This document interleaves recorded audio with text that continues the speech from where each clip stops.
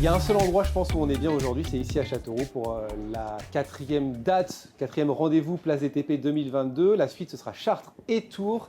Et c'est l'heure de faire un focus, un zoom sur l'entreprise Sobeca. Je suis ravi d'accueillir Max Monin. Bienvenue. Bonjour. Max Monin, directeur secteur Sobeca. C'est une filiale historique du groupe Firalp, créée en 1970, Sobeca, qui veut dire Société Beaujolaise de canalisation. Ça veut dire que vous êtes situé dans le Beaujolais.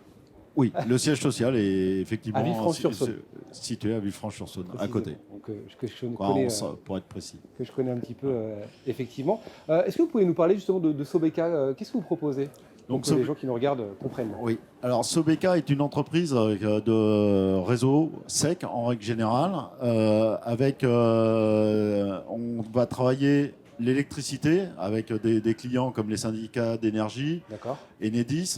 Donc ça, c'est notre plus gros, on va dire, notre plus grande clientèle. Réseau électrique. Le réseau électrique. Ensuite, la partie gaz, donc avec GRDF, donc qui est aussi une autre partie de nos activités. Et avec une filiale qui s'appelle Résonance. On travaille dans la fibre optique. C'est souvent des groupements Résonance Sobeca. Sobeca faisant le génie civil et Résonance la partie fibre, où on fait de la conception-réalisation de réseaux fibre, et notamment sur l'Indre. On a fait le premier déploiement de fibre sur l'Indre. C'est un gros budget, ça, j'imagine. Oui, ça avait été un budget entre 45 et 50 millions d'euros. Marché de travaux, réellement. Donc, où on a fait la conception, réalisation et déploiement du réseau FTTH sur l'Indre. Une partie. Oui, on parle d'énergie, on parle de gaz, on a parlé de la fibre optique. Comment vous avez vu, vous, évoluer tout ça ces dernières années? Alors effectivement, il y a eu un premier déploiement sur la fibre où les gouvernements ont mis de l'argent sur la table sur le déploiement de la fibre pour que, on va dire, toute la population ait accès au numérique. Donc ça a été un premier, on va dire, grand déploiement. Et on commence à voir d'autres déploiements avec la transition écologique, qui est le déploiement du biogaz avec GRDF, où dans la région Centre-Val de Loire, il y a vraiment un déploiement sur ces technologies, parce qu'on est une région agricole, donc c'est beaucoup plus simple de faire... on va dire, cette technologie de gaz. Donc il y a vraiment de très beaux chantiers. On en a fait dans l'Indre. On va en faire bientôt dans le Loir-et-Cher c'est lié avec GRT Gaz mettre du gaz dans des réservoirs naturels de gaz. Donc c'est une première européenne, fait par Storengy. Et en plus maintenant avec tout ce qui est les infrastructures de recharge des véhicules électriques, donc il y a beaucoup de marchés qui vont sortir avec Enedis et voir les syndicats d'électrification, mais aussi des opérateurs privés qui viennent faire des stations dans les supermarchés, sur les aires d'autoroute, ou Tesla qui est à côté de certains restaurants. Voilà. Vous êtes dans cette démarche de transition écologique, forcément, vous n'avez pas vraiment le choix finalement, parce que c'est l'avenir. Il y a des métiers aussi, on en parlera peut-être dans un instant, qui vont se renouveler, qui vont se créer, vous recrutez. Quelle est votre vision, vous, personnelle peut-être, sur cette transition écologique? Est-ce qu'on est dans le bon sens aujourd'hui? Oui, je pense qu'on est dans le bon sens et je pense qu'il faut accélérer. Le gaz en fait partie, notamment. On voit bien avec la guerre de l'Ukraine qu'il va falloir gérer son autonomie sur l'énergie. Donc on le voit en ce moment avec l'élection présidentielle. Tout le monde parle de cette transition écologique et des investissements qui doivent être faits pour avoir une certaine autonomie au niveau de la France. Donc on est quand même bien loti parce qu'avec le gaz, on a quand même on est assez agricole en France. On a quand même des grandes zones agricoles, donc qui va nous permettre de générer cette autonomie. En plus, je crois qu'au niveau de l'Europe, le gaz est devenu une énergie verte, contrairement à ce qui était avant. Donc ça va peut-être changer un petit peu aussi la vision des gens sur l'utilisation du gaz en termes de moyens de chauffage ou d'énergie Même pour les camions, hein, on commence à acheter, nous, des camions énergie-gaz pour éliminer tout ce qui est carboné.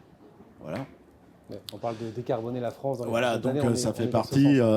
sens. Il y a du carbone dans le CH4, mais malgré tout, le niveau, il serait parti. Donc c'est à zéro, quoi. Ouais.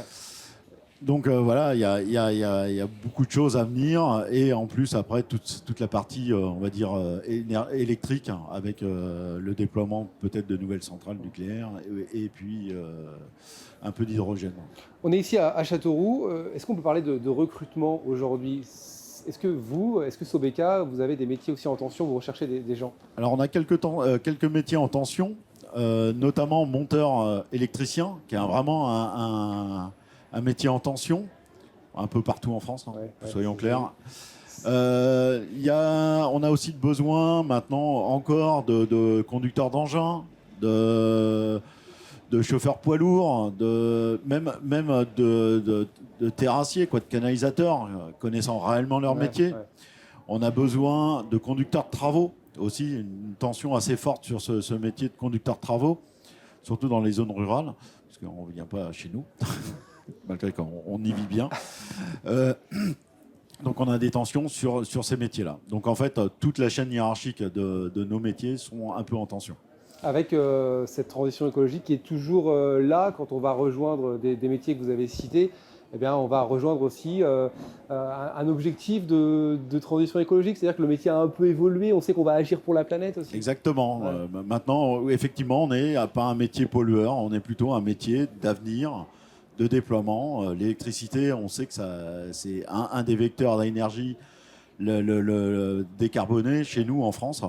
Donc ça veut dire que derrière, on est un métier, on va dire, qui va déployer un peu toutes ces énergies, ces futures énergies. Donc il y a du travail à venir sur les prochaines décennies. Du recrutement, de la formation aussi que propose Sobeca. Alors Sobeca, effectivement, propose de la formation en interne, parce qu'on a créé, il y a 3 ans, une école en interne. Ça, c'est important, je trouve. Ouais. Tout à fait, ouais, c'est assez rare pour le signaler. On a donc créé une école en interne qui vient déployer le savoir-faire à tout le monde, à tout niveau de l'entreprise. À tout niveau, d'accord, ok. En fait, la formation est du terrassier, je dirais, même moi, dans 2-3 jours, je suis en formation. Donc, c'est vraiment toute la chaîne hiérarchique du groupe passe à la fabrique pour améliorer son savoir-faire, mais son savoir-être et aussi avoir la culture de l'entreprise. Oui, culture de l'entreprise, améliorer son savoir-faire, améliorer son savoir-être. Et est-ce que des gens qui ne sont pas du tout dans l'entreprise et qui n'ont pas forcément des compétences aujourd'hui sur des métiers qu'on a cités peuvent quand même aspirer à rentrer dans cette formation? Alors effectivement, par exemple, les monteurs électriciens, on a des cursus complets de monteurs électriciens. C'est-à-dire que une personne, on va dire, ayant une volonté vraiment de travailler à l'extérieur ou a fait, on va dire, quelques expériences en tant que terrassier ou autre dans nos métiers, connaissent un peu nos métiers.